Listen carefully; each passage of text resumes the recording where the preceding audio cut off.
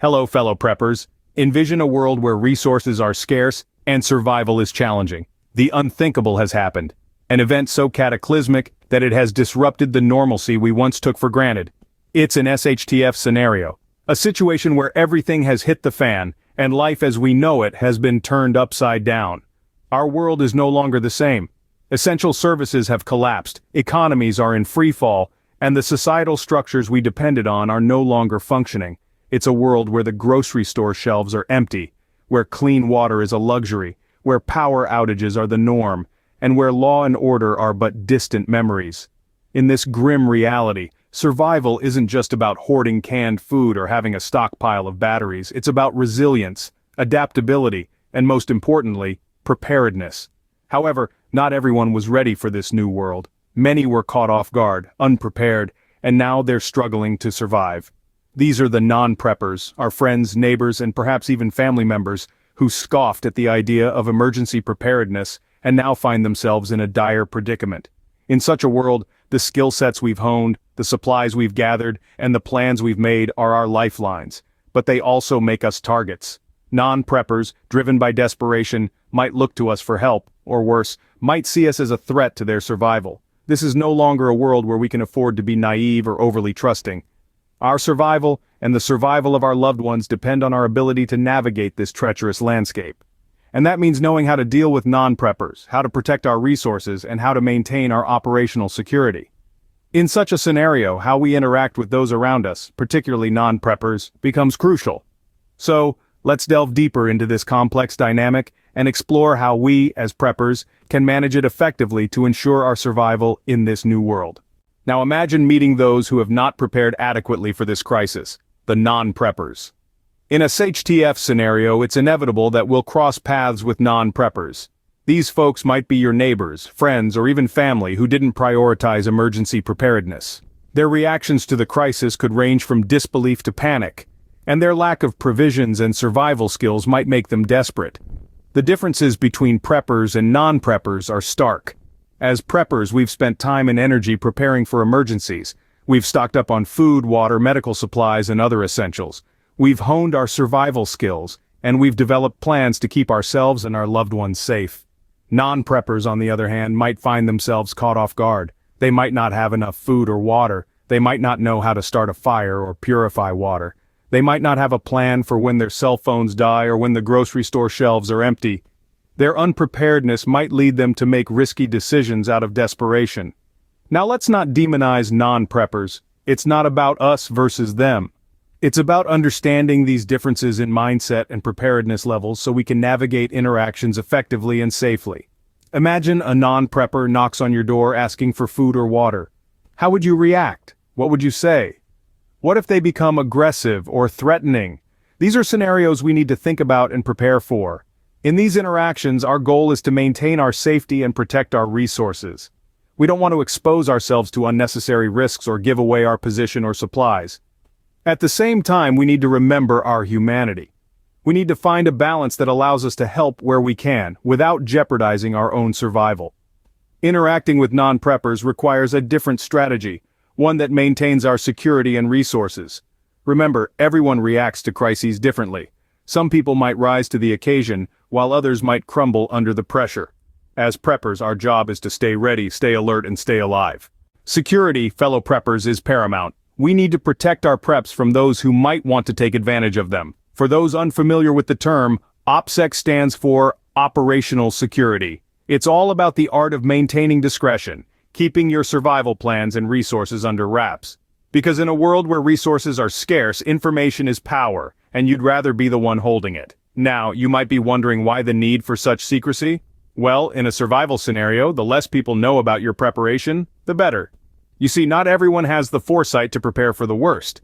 When the going gets tough, these non-preppers could become desperate. And desperation can lead to actions that threaten your safety and your supplies. So, how do we maintain OPSEC? It starts with being mindful of who you share your plans with.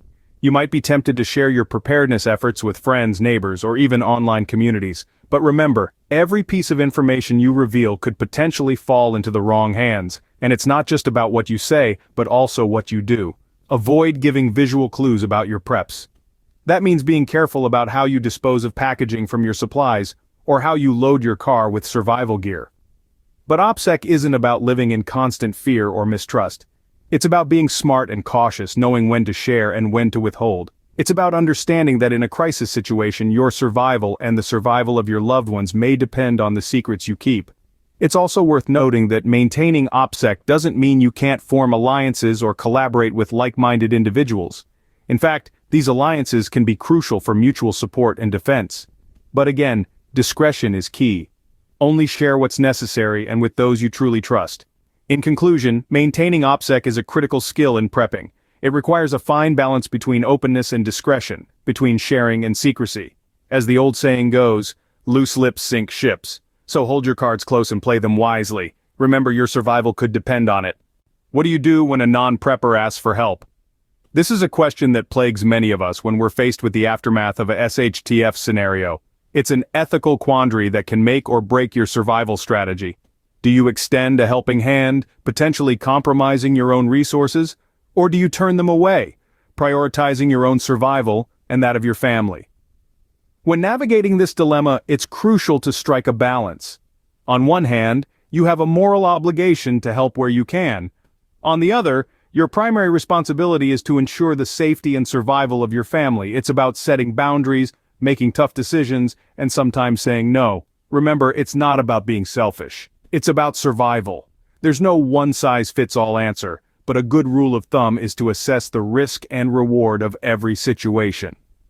It's a tough call, but remember, your family's safety is the top priority. Understanding the behavior of non-preppers during a crisis can help us anticipate potential challenges. When the world as we know it changes overnight, people respond in different ways.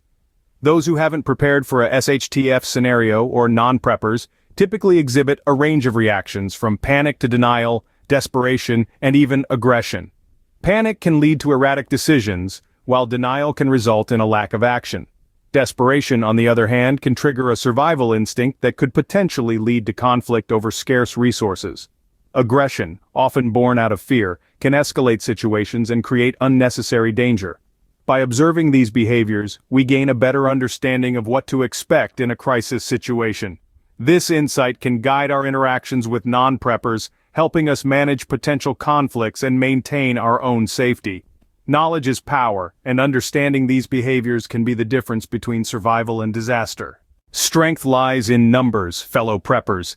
In the face of a sudden societal shift or catastrophic event, it's crucial to recognize the power of alliances. Forming bonds with like-minded individuals, those who understand the importance of preparedness and survival, can be a game changer. Imagine this scenario. You've got your emergency plan in place, your supplies are stocked, and you're ready to face whatever comes your way. But survival isn't just about resources, it's also about community. When the going gets tough, having a network of individuals who share your mindset, your commitment to preparedness, that's a resource more valuable than any stocked pantry. Alliances bring mutual support. They provide a safety net, a group of individuals who've got your back just as you've got theirs. In a crisis, having someone to rely on, someone who understands the challenges ahead, that can make all the difference. Resource sharing is another benefit of alliances. Maybe you've stocked up on water purification tablets, while another prepper has an abundance of canned goods. By forming an alliance, you can pool your resources, ensuring a more diverse and secure stockpile for everyone involved. Then there's collective defense. In a SHTF scenario, threats can come from any direction. A group can protect its members better than an individual ever could. An alliance isn't just a social network, it's a fortress, a bulwark against the unexpected. But remember, forming alliances isn't about convenience, it's about trust. These are the people you're entrusting with your safety, your survival. Choose wisely. Look for individuals who share your values, your commitment to preparedness, and your respect for the challenges that lie ahead. Remember, together we stand, divided we fall. In the unpredictable world of emergency preparedness, alliances can be the lifeline that sees us through. They can turn the tide from merely surviving to truly thriving, no matter what comes our way. A good offense is a good defense.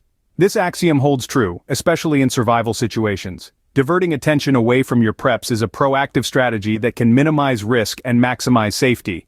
So let's dive into some practical tactics for diversion, concealment, and fortification. First, let's talk about camouflage. It's not just about blending into the environment, it's about making your resources blend too. For instance, consider storing food supplies in containers that don't scream survival stash. Repurpose everyday items like old coffee cans or detergent boxes to keep your supplies out of the spotlight. Next, noise control.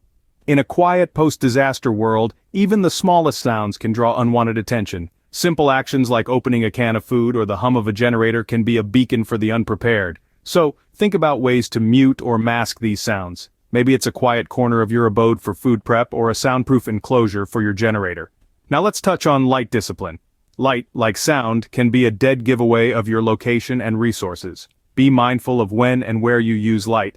Blackout curtains or even a simple blanket over the window can prevent light from leaking out and announcing your presence. Physical barriers are another effective diversion tactic. A well-fortified living space can deter intruders and protect your preps. This doesn't necessarily mean turning your home into a fortress. Subtle deterrents like thorny shrubs around windows or a sturdy lock on the front door can go a long way in discouraging unwanted visitors. Finally, remember the power of misinformation. A well-placed rumor about a safer location elsewhere can divert attention away from your area. But use this sparingly and ethically, as misinformation can also lead to unnecessary panic and harm. All these tactics are about creating layers of security to protect your resources. They require a bit of creativity, a dash of caution, and a whole lot of common sense. But when implemented effectively, these diversion tactics can keep you safe and your prep secure. Change is the only constant. A simple phrase, yet it holds profound significance when we're talking about survival in a SHTF scenario. It's crucial to remember that no situation is static, especially in a crisis. Conditions change, resources dwindle, and people's behaviors evolve. This constant flux may seem intimidating, but with the right mindset, it becomes manageable. Adaptability and flexibility are your best allies in this ever-changing landscape. They allow you to pivot your strategies, adjust your plans, and find new solutions to emerging problems. Just as water flows around obstacles in its path, you too must learn to navigate around challenges that spring up in your path. Remember, no plan is foolproof. What works today may not work tomorrow. The key is to continuously reassess your circumstances, evaluate risks, and adjust your strategies accordingly.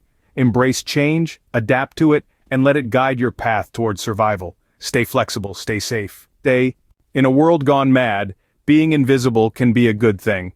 In a SHTF scenario, blending into your surroundings and maintaining a low profile can often be your best defense.